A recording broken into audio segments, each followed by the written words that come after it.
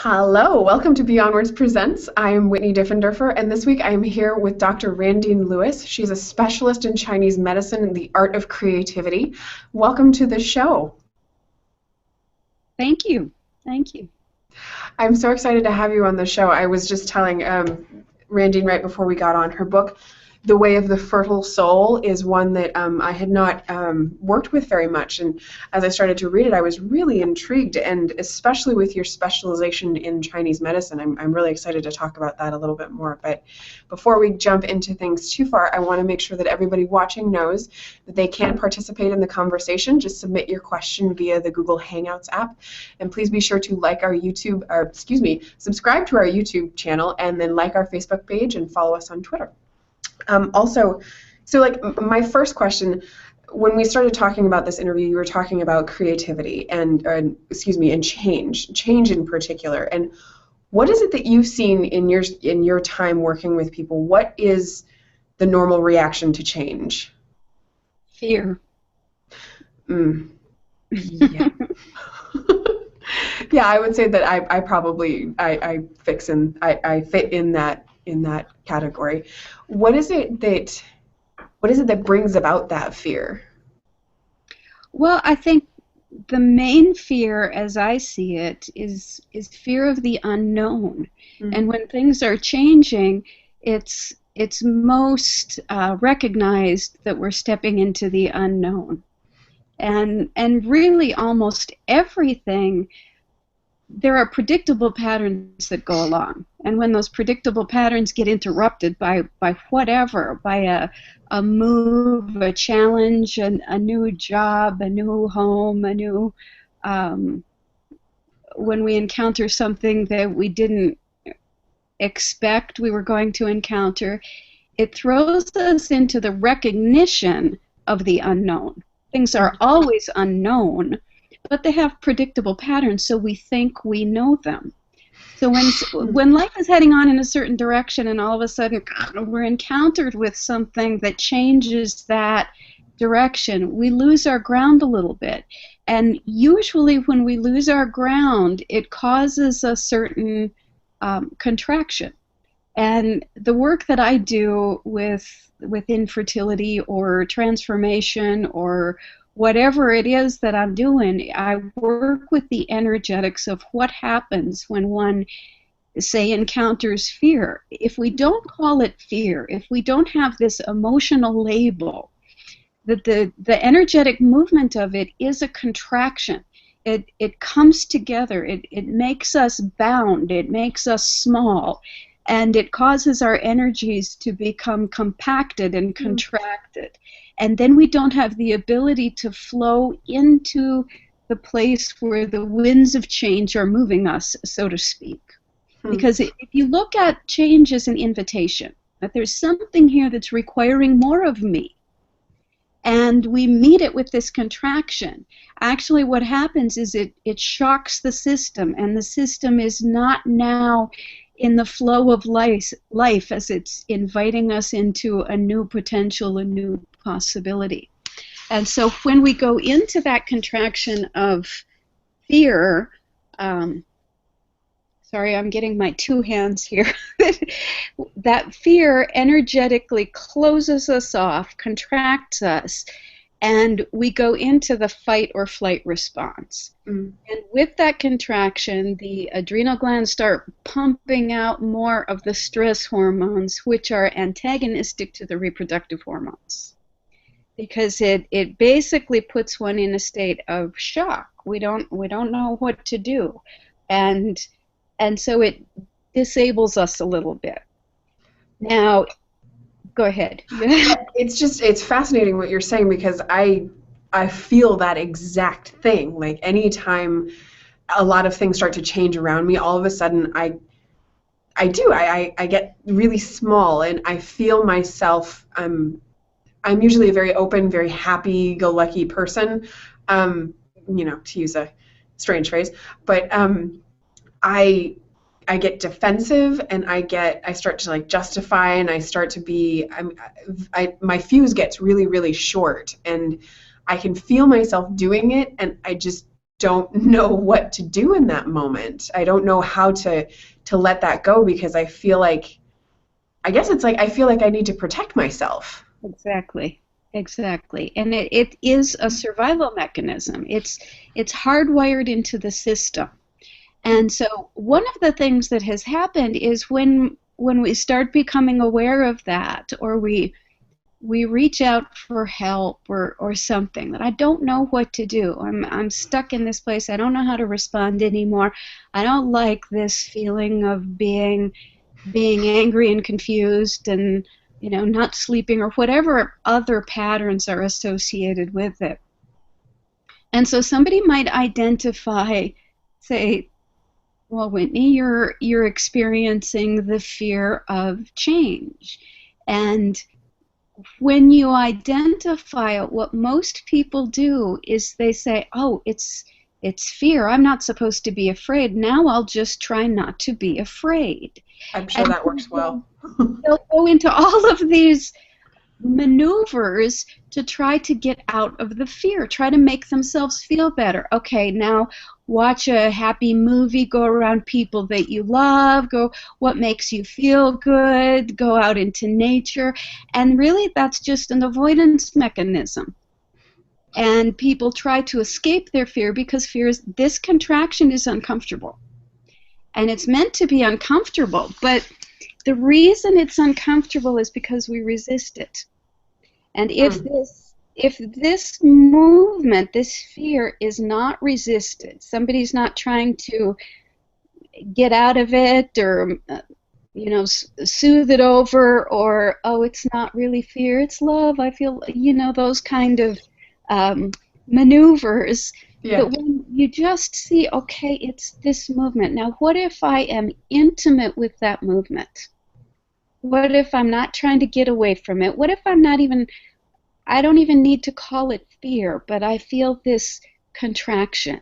Now, if I go into that contraction, one of the things that happens is that somehow it opens up, that we enter into the resistance to whatever the situation was, and energetically it loses its hold. It opens up. There's something now that makes us actually move into a new ability to meet a new situation with a new response that we previously didn't have. It's in the fear. It's not trying to get out of the fear. Okay, so that's definitely what I want to do. How do you move into the fear? I don't even know where to start with that. Well, the first thing, I know most people don't. Most people don't, and it's such a foreign concept because their whole lives they have learned that fear is wrong, fear is bad, fear shouldn't be. If we were only bigger or stronger or more capable, or even if we were more spiritual, more loving, more something, then we wouldn't have fear. So we hide from this little bit of fear, and if it comes up, and most people are so adept at getting away from it that they don't even notice that it's there. So because their denial of the fear mechanism is stronger than the recognition of the fear. So let's remove the label of fear because we have such a negative connotation associated with fear. Let's not even call it that. Let's call it what happens when change occurs, or something like that. What is the feeling? What is the feeling when you're encountering a new situation, or whatever it is that causes this for you? Can you work that out? Well, for like the physical sensations, I feel my chest get tighter. Okay. I all of a sudden feel like my mind is just working really, really fast over lots of different things. It doesn't even necessarily have to be about what I'm walking into or anything like that, but all of a sudden it's just like, it just goes da-da-da-da-da-da-da. Yeah, it starts spinning. Yeah, exactly. And I start walking with purpose. You start putting on the armor. Yeah, definitely. Now, if if the main contraction for you happens in the chest, that was the Yes. first thing that you said, you feel it here. Yeah. While that feeling in the chest is going on, that contraction, you might feel a little bit, you actually do get a little bit lightheaded because you're not grounded anymore. And everything starts to kind of fly and So true. and so if you enter into that feeling in the chest, whatever that is, a rapid heart rate, a feeling of constriction, and the feeling of constriction, when the energy constricts, it causes a buildup of pressure. Any system under pressure, heat rises and makes things inside move faster, causes a frenetic internal activity. So it's a natural response. And if you just allow that, like, what does it feel like? If you notice it and you're not trying to get away from it, and a lot of times I take people into this with their eyes closed because most people go right into their head. Yes. Instead of going into their body. If you close your eyes and move into the felt experience of what happens when I am feeling this sensation, and you're so intimate with it, it's as if there is no separation between you and the sensation. Like you take on the voice of fear, the experience of that you previously thought of as fear, you move into it. And what is that experience? What does that feel like? It might feel dark. It might feel, I don't want to put any words in your mouth. It's very red. Very red. Okay. And if you go into the redness, is there a temperature associated with it? Strangely, it's cold. Okay, so it's red and it's cold. What other sensations are associated with it? Is there a texture or an emotion? It's spiky. Okay. And angry. Spiky, red, cold, and angry. Okay, and if you stay with that sensation of spiky, red, cold, and angry, and you're really with it and you're really feeling it, you're really with a curious mind, almost like you're just in a state of wonder, like, what is this? And you're gently but courageously right in the midst of it, as if there's no separation between you and that experience. What is it like? Has it changed at all? I can almost feel it coming out of my chest. Okay. And I have this sensation of just like a hand holding it, and it's white, the hand is. But just holding it. And what's the sensation in your chest right now? Calm. Okay. It's like it's literally been removed, and that it's like, so the hand is holding that other sensation, but that other sensation has also smoothed and calmed and become almost like a gem. And where is that other sensation that the hand is holding? Where is that right now? Is that outside the body? It's like right here. Right in front of the... I don't know if you can see it, but it's like 2 inches in front of my chest. Beautiful, beautiful. And does it like being there? Is it comfortable there? It seems more comfortable there than it was inside me. Is it serving a purpose there? Not really. Does it want not to be there? Not to be 2 inches outside of my chest, or not to be, period? Well, at first, does it want not to be there? It wants to come out. Like it wants to not be in my chest. It's happy outside of it. All right. Is there a purpose that it is serving being outside your chest right now? And ask it. You're not evaluating it. Okay. You're not from the outside looking in. You're going right into it, and with a curious mind, giving it the opportunity to tell you if it's serving a purpose there. It says yes. Okay. Yes. And does it know what that purpose is? To remind me is what I'm getting. Okay. Okay. So it has a purpose to remind you. Mm-hmm. It's almost like to remind me that this is what it really is. And do you know what that is?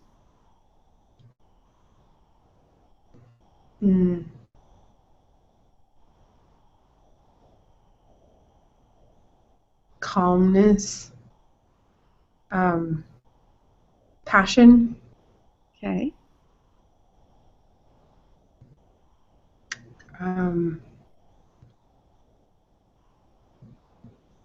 and love.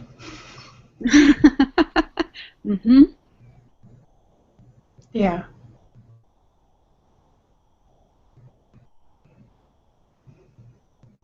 And so how is your overall body sensation right now?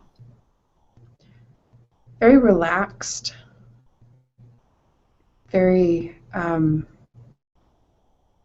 would say very grounded. Yeah.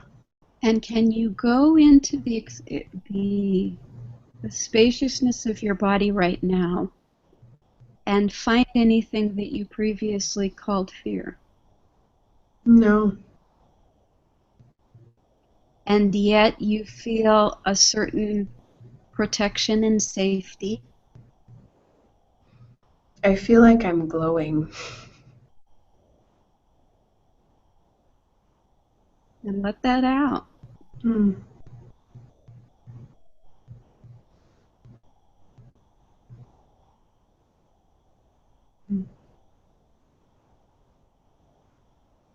And now think of the story of the fear. That there are thoughts around it that had been feeding that contracted state in the chest now, but now they're just thoughts. Absolutely. They're not sticking to anything, are they? No. It's like that glow shines right through them. Yes. Well, and they all seem, everything's is more manageable. Yeah.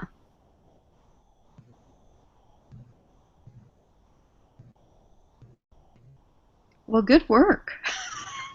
Thank you. Thank you very much for that. You're welcome.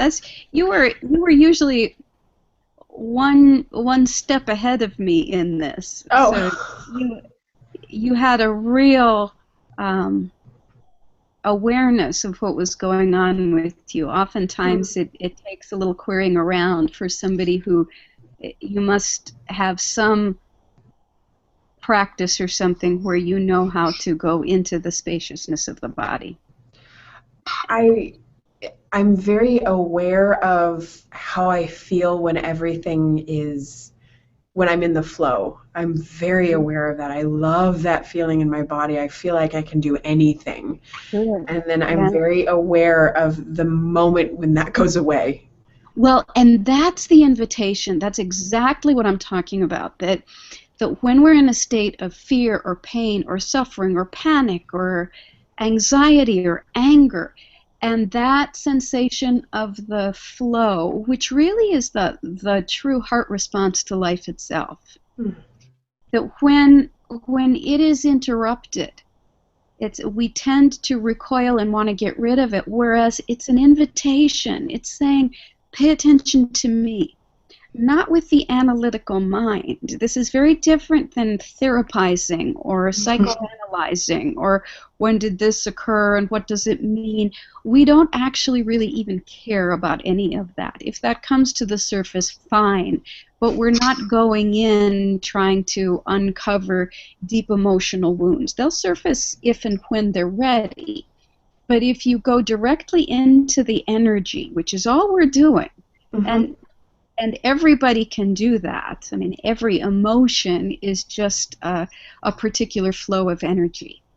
And so when this emotion called fear contracted in your chest and you had that physical response that didn't feel good, and that's the same type of response that people who experience ongoing panic attacks have.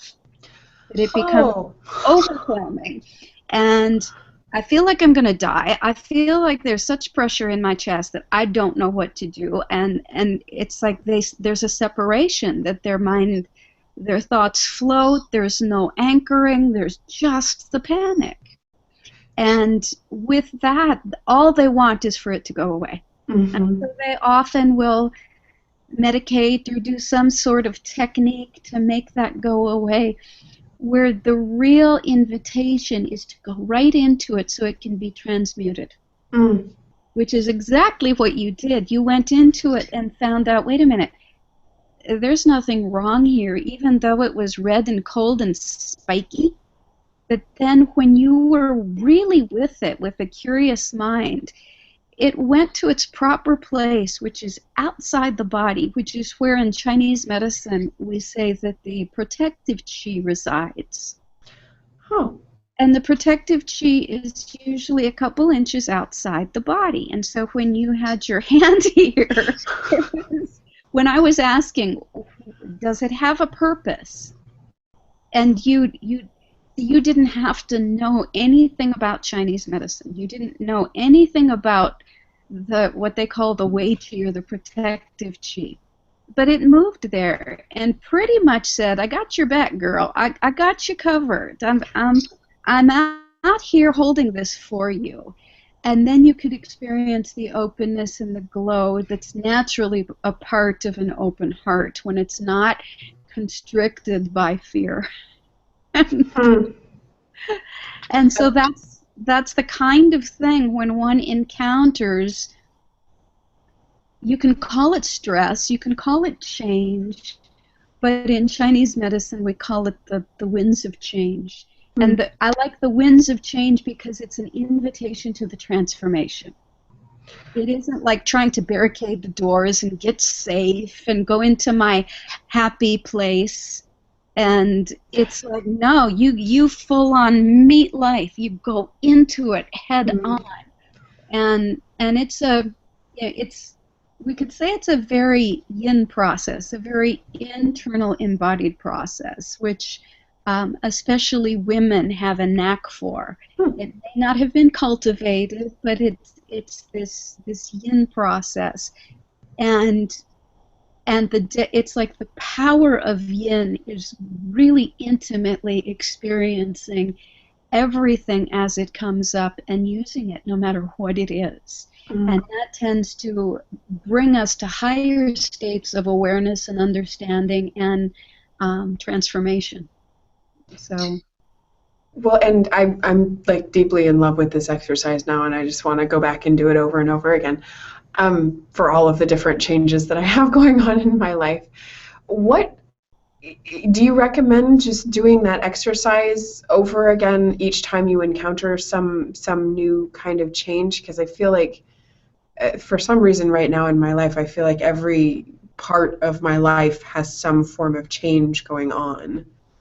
Yeah, and for some reason right now, I think a lot of people are encountering that very same thing. It's like the universe is shifting itself through each of us in our lives.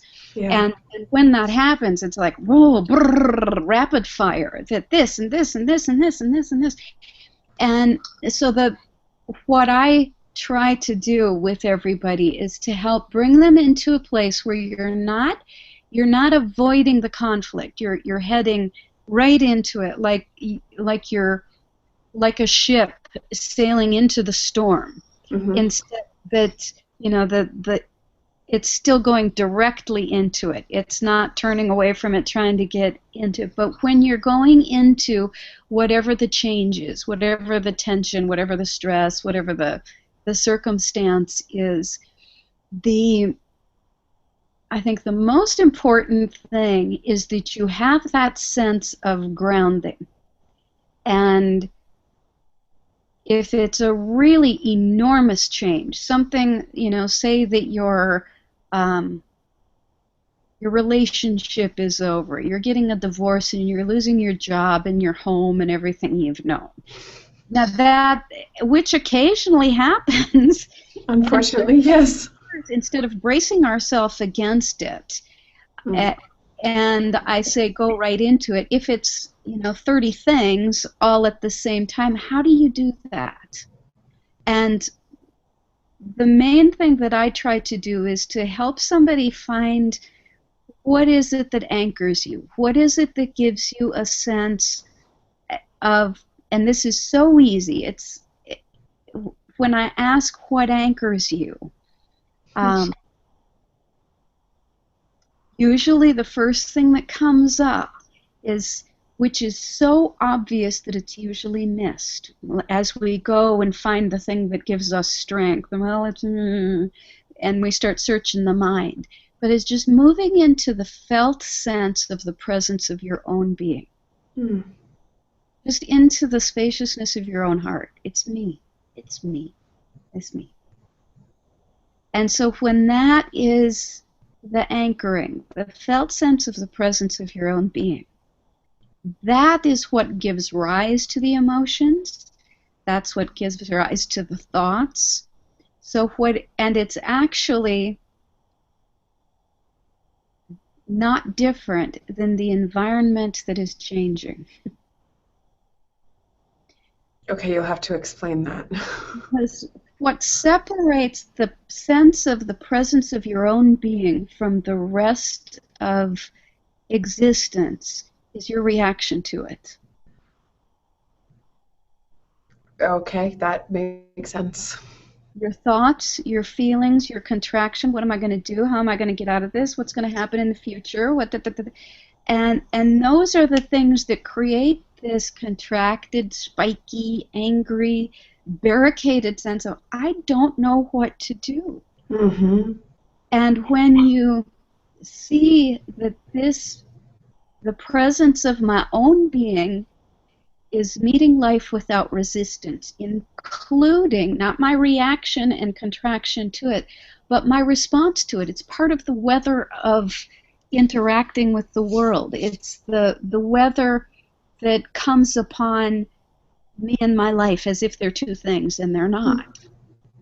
That here a circumstance arises, whatever that might be. We'll say it's a move, because that's kind of a stressful thing. Now that, we could say that the move is a call for a new expression, a new environment in your life. And when a move is called for, if it's not evaluated as being positive, negative, what does it mean, what are the good things about it, what are the bad things about it, we don't actually even care about those things. They'll come up. The mind still will do the mind thing. But it's not required for this. It's just that, okay, there is a move, and I'm moving into this direction. And if I'm not trying to get away from it or smooth it over or anything like that, and I go into what the change is and my response to it, which is part of the environment. We could say there's an internal environment and an external environment, but they really aren't separate. It's only the illusion of separation caused by our resistance to it. But for the purpose of this particular exercise, we have to go into each of the areas where that occurs and see, wow, it wasn't real in the first place. Mm-hmm. This feeling in your chest, this barricading, this, when you go into it, it's like, wow, it's nothing. It's spacious. It's passionate. Mm-hmm. There's this glow. It's meeting life and whatever this was, now with a totally different attitude. Not like, how do I get through this? But like, yes, yes, what has this got for me? And there's a certain trust that goes along with that. And that's a basic trust in life itself. And how the felt sense of the presence of your own being meets the invitation of life and says yes, even when there's these little pockets of no. That we go into those pockets of no and see what they're about, and they dissolve, they float away. Huh. Well, and it's exactly that happens for me, is that when I have a change or something that I'm excited about or willing to move into, all of a sudden it's almost like serendipitous, the kinds of things that happen. It just, everything works because I am just giving all of myself, and I'm looking for opportunities. I'm not looking for things to go wrong or whatever. That those negative things, I'm not looking for those. But if there's a change that I resist for one reason or another, all of a sudden everything that pops up are the bad things and the things that I don't want to do, and I don't see opportunities, and I don't see the creativity just dies. There's nothing there. Yeah, that fresh response. It's like this feeling in the heart is not, it's not looking for the known. It's not looking for safety. It's not looking for comfort. It's not looking for anything in particular. But everything that it meets, it welcomes. Mm-hmm. And so we could say that the heart is and in Chinese medicine we say that the heart is the home of the spirit. That's where it lives, that's where it originates. And in the embodiment here. And everything that it comes upon, comes against, that takes it into a fear, a contraction, a good, bad, right, wrong, left, right, yin, yang, happy, sad, whatever. If we're not looking to land on one side or the other, then we can go right straight through the center of it and find, like, here's another thing about this, that when we went into the fear, there was no agenda to get rid of the fear. Mm-hmm. We weren't trying to make fear into love or peace or happiness or glow or passion. That doesn't work. Or even make it go away. Right, right. And as soon as you have the agenda to make it go away, that reinforces it. Mm-hmm. And when it reinforces that, guess what else it reinforces? It reinforces the fear for sure. The fear upon which the ego is based. Oh, okay. The separate sense of self is the division between me and my world. And how I feel about it, and what my opinion is about it, and if I like it and if I don't like it, and what I'm afraid about. And that's why this good, bad, right, wrong is like, we don't care. We're not looking for the happy place. We're not looking for the glorious, peaceful, love-filled bliss. It's just right through the center of it. If we're always looking for that which we find pleasing and comfortable, we're going to miss the ability to transmute the things. As soon as there's one, there's the other. As soon as there's this side over here, then there's, if we're trying to move over to one side and reject the other side, then we create this internal division. But if we just go right into the center of what is, then that division goes away.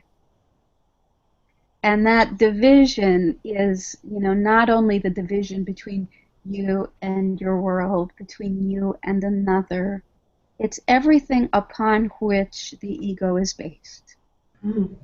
Right or wrong, good or bad, fear, desire, all of those create the separate and segmented self that starts to move in these very stressful, tense ways, basically out of the flow.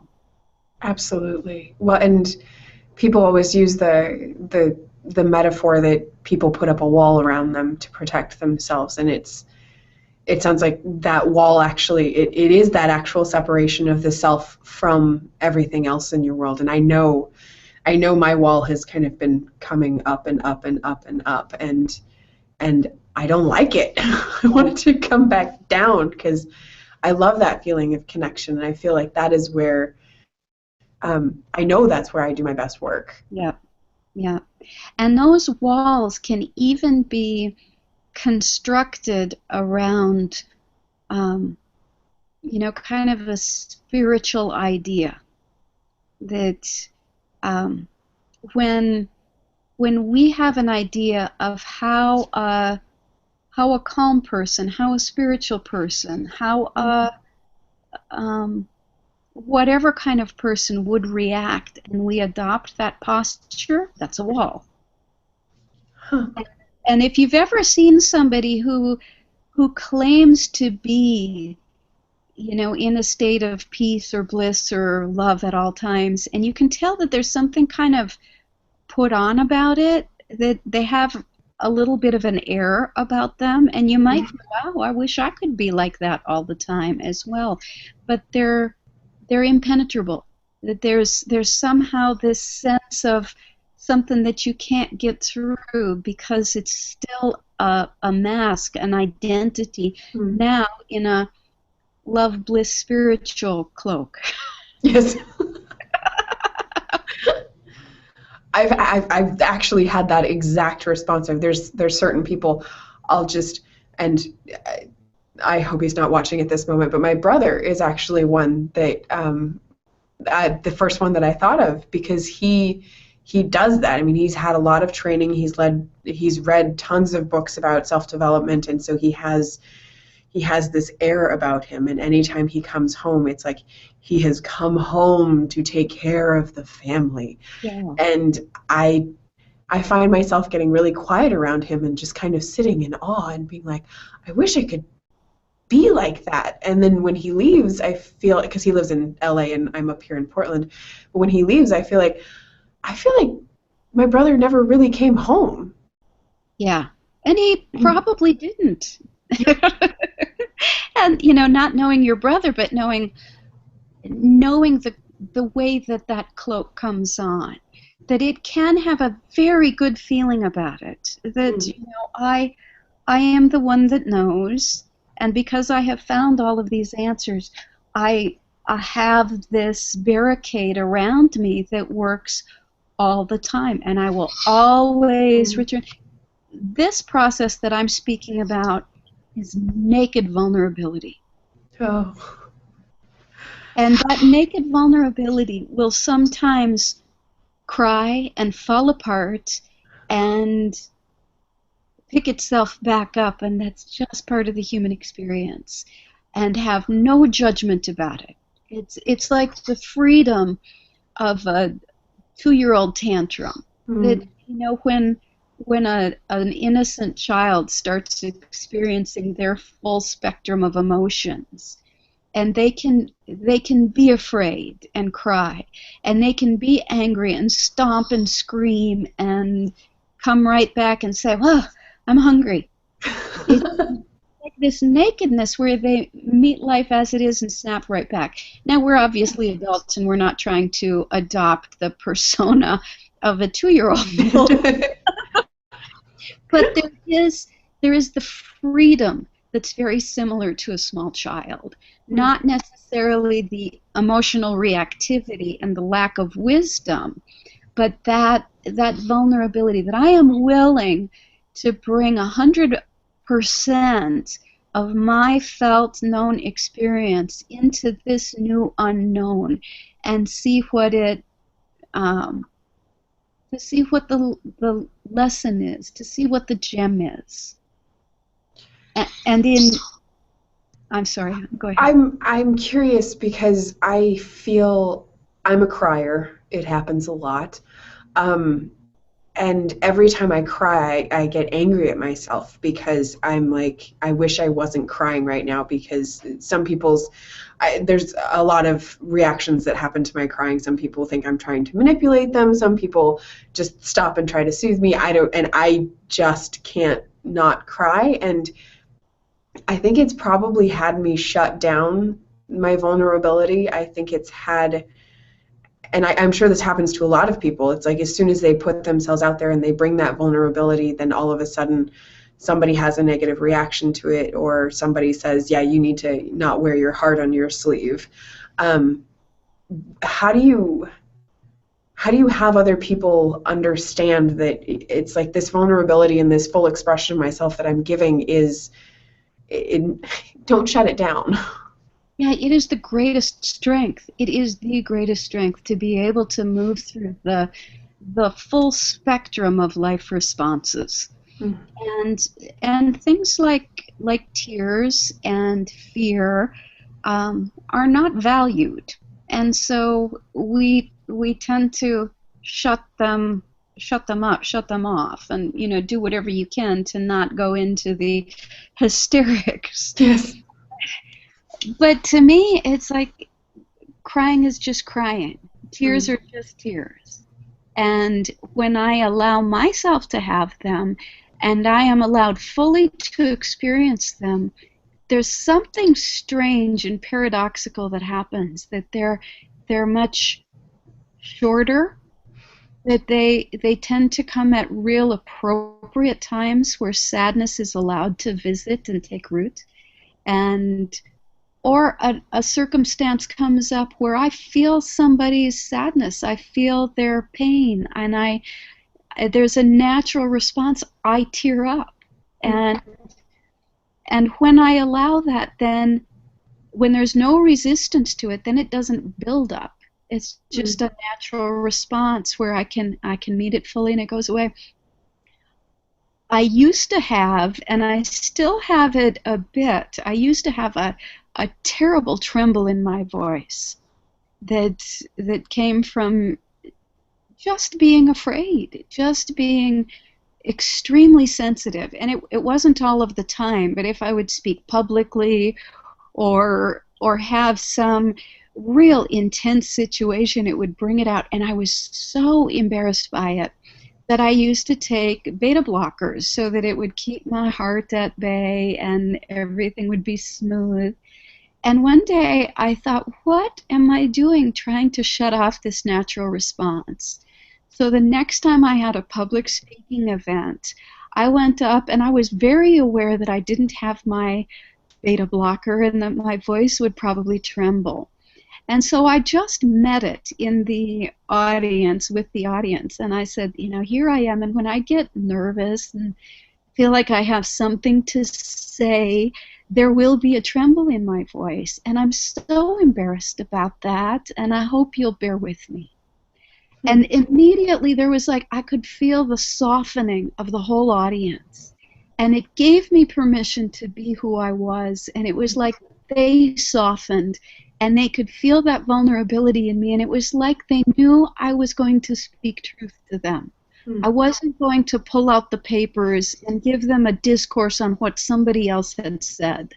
That the wisdom that comes out of me comes from me, no place else.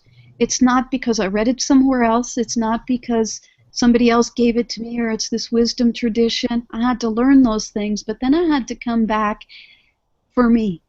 And I had to come back for me and say, here I am as I am. Like it or not, my true response has to be the most important thing to me, not what you think about it. It's that and authenticity. Then, now it doesn't occur very much anymore, but if it does, I don't care. I don't judge it as being wrong. I view it kind of as almost like you view say something that you consider a personal flaw. Like, God, I cry so much. I cry or my voice. Crying. I consider it a personal flaw. I have come to see those flaws as like the flaw in the diamond, or the flaw, or the markings in jade. something that gives it its personality, that really gives it its authenticity, that gives you its genuineness, that makes it precious. That we don't want a carbon copy of something hard and immovable that has all the right answers. Mm. It makes me think of like the manufactured diamonds versus the natural diamonds. Like manufactured diamonds are perfect, and they could probably all look exactly the same. But then the natural diamonds, they do have those imperfections and chips and little tiny flaws that make it, in some cases, even more brilliant. And before we go on, I know my producer is going to get on me here very soon, but I have not talked about your book at all. Your book, The Way of the Fertile Soul, we do have a deal going on in honor of our interview, which is just, I'm so enraptured, you can tell, because I haven't even thought about this, and it's already 3/4 of the way through. But you can get The Way of the Fertile Soul, which I'm sure includes quite a bit of the things that we've been talking about here, and so much more. I was able to read through it a little bit this morning, and I was just like, it's a wealth of knowledge, and you can get it at 33% off. It's $14.95 today at www.beyondword.com/Lewis, Lewis. So be sure to go grab it. And I know I'm gonna go home. I'm gonna pour over this. I'm gonna send it to my brother and his wife. And I would just love, also, I love the conversation we're in, but I would love for you to talk a little bit more about the details of your book and just share what people can get out of it. Sure. Well, the book itself, let me back up a little bit.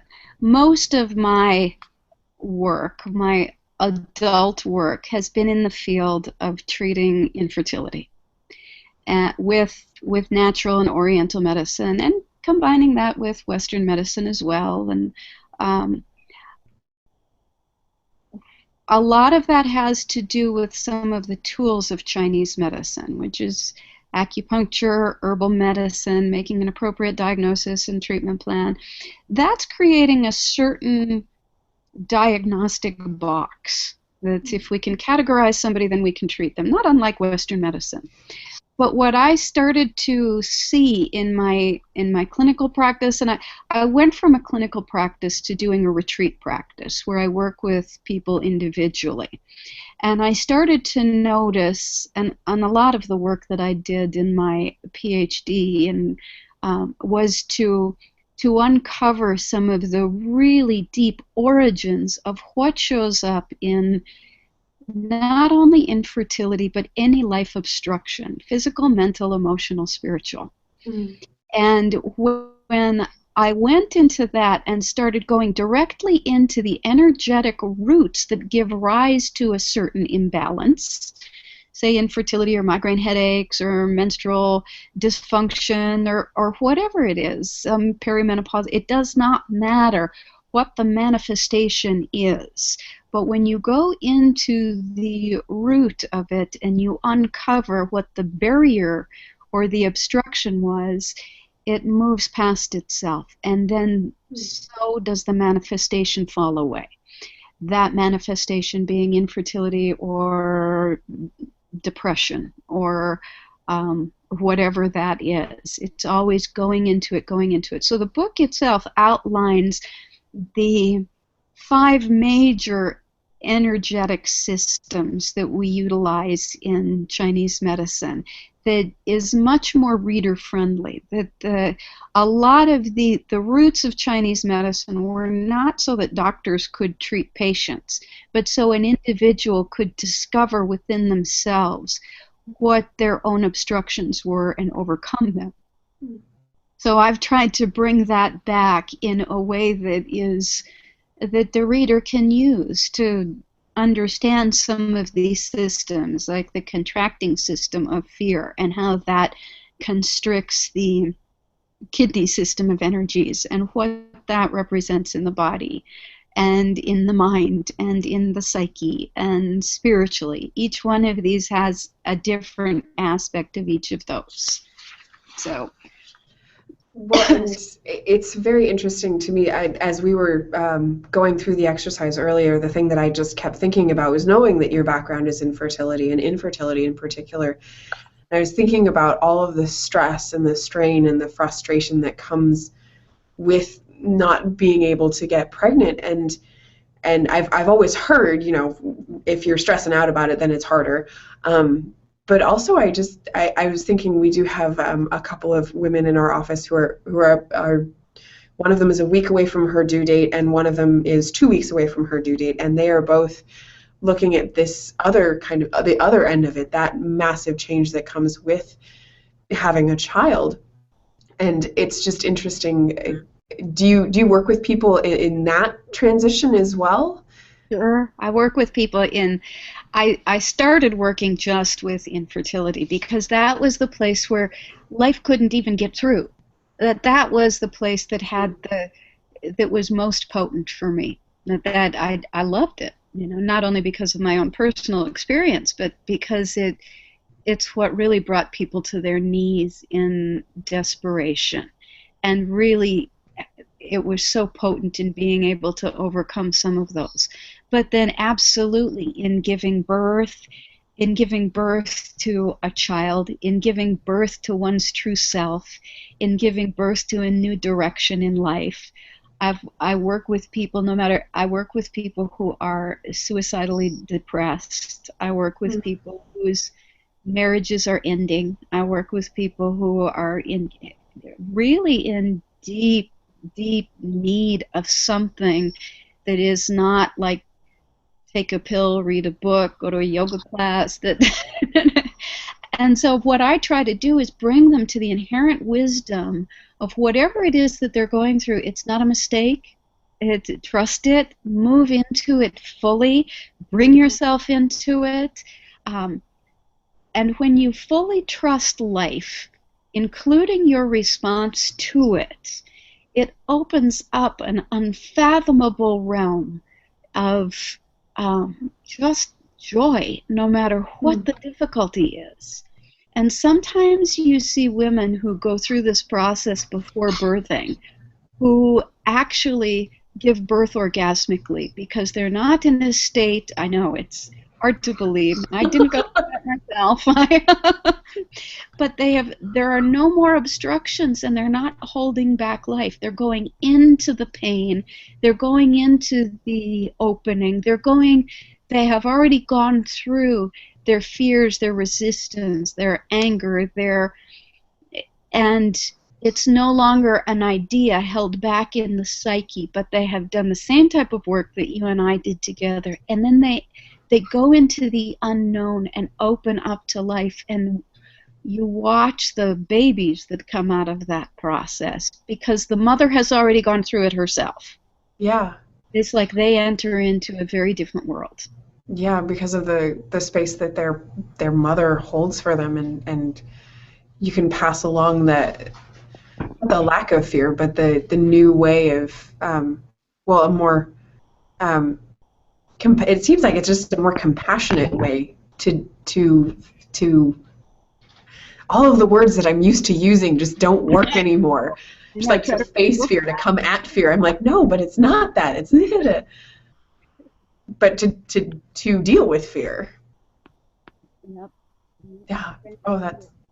No longer. It's like there's no longer. Oh, Randine, I'm having trouble hearing you. Here. Oh, there it is. That's better.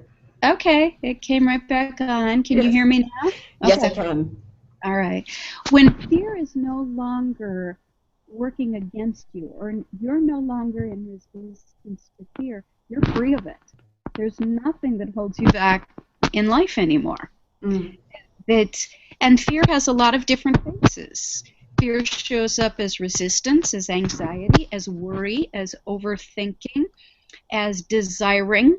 Desiring things be different is just the other side of fear. And so we don't move. And it's another thing about working with fertility challenges. The more one tries, the more one desires, the more stress and resistance there is. So when I'm working with folks or doing a retreat for fertility, we almost don't even talk about babies or pregnancy or fertility. We do this kind of stuff. And it's like, wow, that was the first time in years I haven't been obsessed with thoughts about how to make a baby. Wow. Because they're so immersed, and there's a lovely feeling like you experienced when you go through your experience fully, even if it's fear and anxiety, and that there's a real glow and bliss and passion and peace with it. And so when one is in that state, they're naturally open. They are naturally not susceptible to disease states that are very low and dense, because they have gone through the density. It's like going through the eye of a needle sometimes, instead of just trying to get to the holy place. Now that doesn't transform anything. That just puts coats and coats and coats on it. But if you've gone through and transmuted it, then there's nothing holding you down in that dense place, and it's like your whole energy starts to vibrate higher. And so they get such a sense of that they don't even think about what their problem was any longer. So have you found in your practice that pretty much everything, like any block or anything that somebody's dealing with, like they originate from fear in some way? I don't even think of it that way, because I would say everything comes from the sense of separation, which we try to protect. We try to protect our individuality. I don't really use the word fear that much, because fear tends to make it into an entity that it is not. So everything stems, though, from our sense of being a separate self that needs to be protected. It's very interesting. We have a book that came out earlier this year that's called Be Nobody. And I love it. Right, he refers to exactly that. It's letting go of the needing to be an individual that has you be fully yourself, strangely. Yes. That's the paradox, that the more you can let go of these pattern conditioned behaviors, the more authentic you are, the more you are, the more you can step into your own emptiness, the more your true fullness can emerge. Yeah, that's just, it makes sense, and it just sounds so paradoxical. So like, it makes sense here. Sometimes the mind has difficulty with concepts like this, because it's either oring. Well, is it good or is it bad? Is it helpful or is it not? That's the back and forth mechanism. Am I somebody or am I nobody? And so the mind can't really do that. But in Chinese medicine, and this is one of the things that I emphasize in the book, there's this concept called the heart mind, and it's Xin, Xin. And that's the wisdom of the heart, that when one is rooted in that, then the mind starts to follow behind it. The mind isn't leading the way anymore. That now you have access to a wisdom that's always spot on in the moment. It isn't looking into the data bank for what would Gandhi say. It's just, boom, meeting it as it is, fresh, wise, and always true. When I'm thinking about the fact that, like, in the mind, and I think you talked about this very early on in our conversation, that in the mind you're trying to compare it to things that have already happened, things like experiences that you've already had. But what you're saying now makes me think it's like, okay, so that is where I also have this picture. It's like the mind will go backwards while the heart will go forward. So if you let the mind lead, you're going to head that way. But if you let the heart lead, then you'll head that way. Absolutely. It's like the heart is the ship moving forward, and the mind is the wake. And so it has to be in sync with it, and there's both sides. Yes. There's port and starboard. I am not a sailor, so I don't know where this metaphor is coming from. but it's working right now. Makes sense. But yeah, it's like the mind, and the mind isn't really behind, but it's in its proper place. Mm. It's not trying to haul the universe around by trying to figure it out. Mm-hmm. What's the appropriate response? It's being able to meet life in that fresh, vulnerable strength. Mm. Well, Randy, we are right at the very end, but I have one last request of you. I feel like I've just gotten so much out of this, out of our conversation, and I'm just curious, what advice would you give someone who sees a fear or sees a change and they just can't move through it? Like right now, say somebody out there is watching us and they're saying, "Oh, that's all great for Whitney, but that just won't work for me." Because fear has that limiting factor, that contracting factor that keeps one stuck, like puts one in shock, first of all, just recognize that. Recognize it as if you're recognizing something that a child would bring to you and say, I don't know what to do. And you don't like slap it out of the child's hands or say, you idiot, you should know better. But to welcome it as something that's just a natural response. That, oh, there's fear. And see if you can have the courage to move into your own experience fully, 100%. Bring the felt sense of the presence of your own being, your heart space into the fear. Welcome it. Not that you want to be fearful. Fear becomes a posture when it's unmet. And then it governs us. It's hidden in the dark, unexamined. But when we keep calling it out and saying, dare I go into it? Yes, I'm going to do it. Just try it. Just try it once and see how far you can get. And the main thing is non-resistance. Don't resist the experience. Don't resist your response to the experience. And if you have resistance, don't resist the resistance. And you're always getting to the next level with it. Always deeper. Always now able to meet that. And then that. And then that. Well, Randy, It doesn't make mistakes. Even when they seem stressful. Got it. Well, thank you so much for being on the show with us. And for anybody who's watching, be sure to subscribe to our channel on YouTube so that you can not only rewatch Randine's fabulous hour with us, but also so you can get a pre-glimpse, and also be sure to watch what we have going for next week. Next week we have filmmaker William Arnst on the show with us. He is most known for What the Bleep. I don't know if you guys have heard of it. It's rather well known. It was a blockbuster about 10 years ago. We are celebrating its 10th anniversary with a new release of What the Bleep, Down the Rabbit Hole. So be sure to be here next week, and we're going to have a surprise guest on as well. So be sure to be here. And Randine, thank you so much for being here with us. Wonderful. You're very welcome. Thank you, Whitney.